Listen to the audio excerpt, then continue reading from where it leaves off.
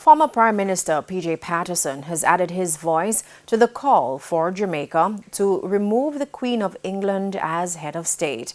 His call comes in the form of a letter to Prime Minister Andrew Holness and opposition leader Mark Golding, where he criticized both political parties of promising to do so to no avail. In calling for the change in time for Jamaica's 60th year of independence, Mr. Patterson said, quote, "For some time before we entered our 40th year of independence, our country has been actively engaged in extensive discussions and consultations on moving towards a republican system. This has been reflected in the election manifestos of both the JLP and the PNP since 2002.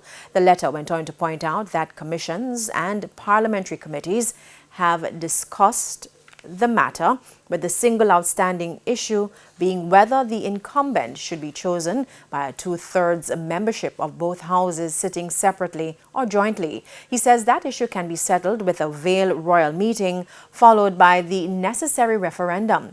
He listed other current national challenges, including crime, COVID-19 and corruption, suggesting that the signal of government and opposition acting together on this effort would initiate the unity of purpose to address other issues. He urged both leaders to reflect on his suggestion, describing it as repulsive to contemplate a diamond jubilee where our constitution rests on an order in council dated 23rd July 1962.